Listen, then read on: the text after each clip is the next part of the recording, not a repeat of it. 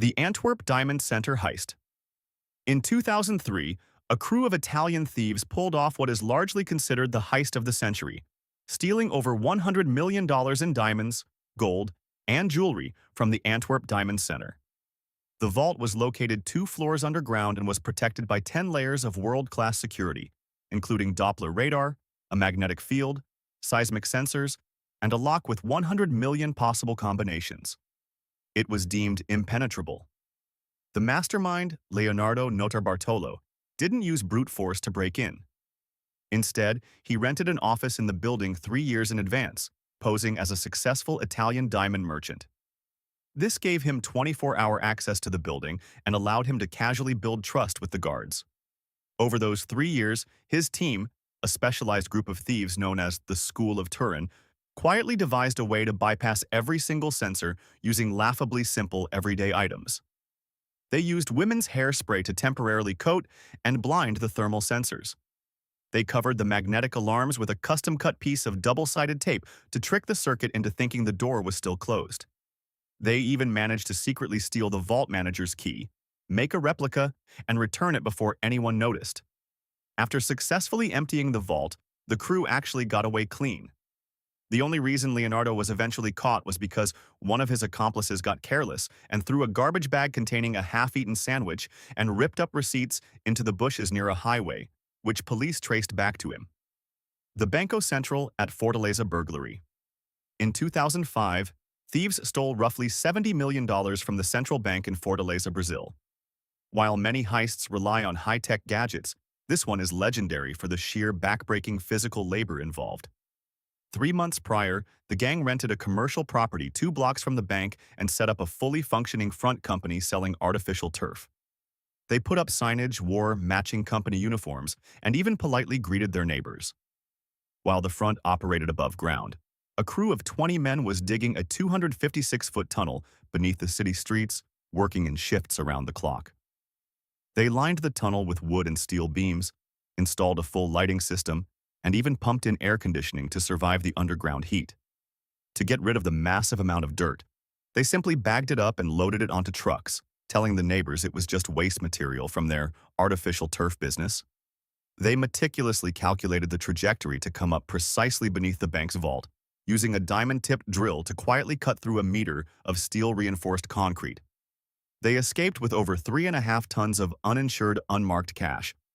Because the money was so incredibly heavy, they had to build a custom pulley system just to drag the bags back through the tunnel. The Hatton Garden Safe Deposit Burglary. This 2015 heist in London's jewelry district netted an estimated £14 million. The most unbelievable detail is that the masterminds were almost entirely pensioners. The press dubbed them the Diamond Weezers, as the core gang consisted of elderly career criminals aged 76, 74, 67, and 60. Taking advantage of the long, quiet Easter holiday weekend, they entered the building dressed in hard hats and high-visibility jackets, posing as gas repairmen. Once inside, they disabled the elevator on the 2nd floor and physically climbed down the elevator shaft into the basement. They used a heavy-duty Hilti DD350 diamond-tip drill to bore a massive hole through 20 inches of solid concrete into the vault wall. However, because they were so old, the physical exertion took a massive toll. To make matters worse, after drilling the hole, they realized a metal cabinet was bolted to the inside of the vault, blocking their entry. Exhausted and frustrated, the elderly crew actually had to pack up, leave the bank halfway through the weekend, go buy a hydraulic ram, and come back the very next day to push the cabinet over and finish the job. The Vestberga helicopter robbery. While most heists rely on stealth and shadows, this 2009 robbery in Sweden played out exactly like a high-octane Hollywood action movie. At 5:15 in the morning, a stolen Bell 206 helicopter bypassed all ground security by landing directly on the reinforced glass roof of the G4S cash depository building. 3 heavily armed men wearing tactical gear smashed through the glass, dropping down into the building. Instead of picking locks, they used chainsaws to cut through the interior security doors and explosives to blow open the cash cages. They then stuffed the money into bags and hoisted them up to the hovering helicopter using a winch.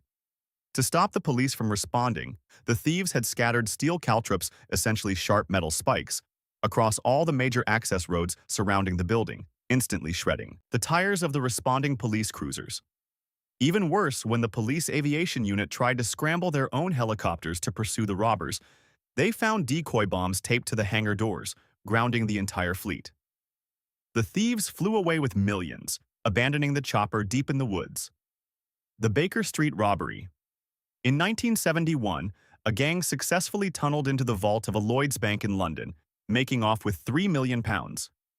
The mastermind, Anthony Gavin, actually got the idea from reading a Sherlock Holmes story called The Red-Headed League. The crew rented a leather goods shop 2 doors down and spent 3 weeks digging purely on weekends when the bank was empty. The tunnel was incredibly cramped, only 15 inches wide in some spots, and they hid all the excavated rubble directly inside the leather shop. They originally planned to use a thermal lance to melt through the vault floor, but it created too much smoke, forcing them to use gelignite explosives instead. But the crew made one massive, historical technological blunder. They used a standard, unencrypted walkie-talkie to communicate with their lookout on a nearby roof. A random amateur ham radio operator living nearby accidentally tuned into their exact frequency and recorded them openly discussing the heist in progress. The operator frantically called the police, who physically searched 750 banks across London, but missed the right one. The heist became even more legendary when the British government allegedly issued a D notice, a national security gag order, preventing the press from reporting on the crime for days, sparking wild rumors that the safety deposit boxes contained scandalous photographs of the royal family. The Société Générale heist. Taking place in Nice, France, this 1976 heist was masterminded by Albert Spaghetti, a charming rogue who treated robbing a bank more like a theatrical art project. Spaghetti realized that the city's sewer system ran dangerously close to the bank's underground vault. To test if they could be heard from the street, he legally rented a safety deposit box, placed a loud, ringing alarm clock inside, and then waited in the sewers. When he couldn't hear the ringing, he knew the plan would work. His team spent 2 full months digging a 25-foot tunnel from the sewer to the vault. Because the work took so long, they made the tunnel incredibly comfortable, installing lighting, bringing down rugs, and cooking hot meals on portable stoves. When they finally breached the vault on a long weekend, the very first thing they did was use a blowtorch to weld the massive vault door shut from the inside, ensuring that bank staff couldn't enter even if they tried. The crew spent 3 days inside, casually cracking open 400 safety deposit boxes. Before leaving with 50 million francs, they drank expensive wine, ate pâté, and spray-painted a famous philosophical message on the vault wall. Without weapons, nor hatred, nor violence. Spaghetti was eventually caught, but dramatically escaped custody by jumping out of a courthouse window onto a waiting motorcycle and was never seen again. The Northern Bank robbery. This £26.5 million heist in Belfast, Northern Ireland, is one of the largest in UK history, utilizing a terrifying psychological tactic known as tiger kidnapping. The thieves knew the physical vault was too strong to break into, so they exploited the human element instead.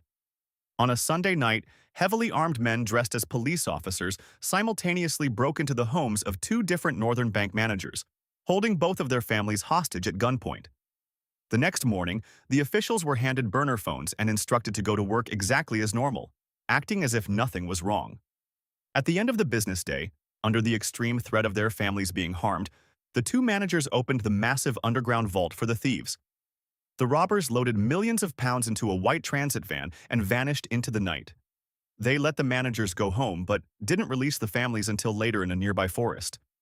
The heist was so massive and untraceable that the bank was forced to recall all of its banknotes in circulation and print entirely new currency in different colors just to make the stolen money worthless. The Banco Río heist. In 2006, a crew walked into a bank in a wealthy neighborhood of Buenos Aires, Argentina, took 23 hostages, and initiated a massive, highly publicized police standoff. The mastermind, Fernando Araujo, was not a career criminal, but a martial arts instructor and artist who wanted to see if he could pull off the perfect crime. During the standoff, the robbers seemed entirely calm.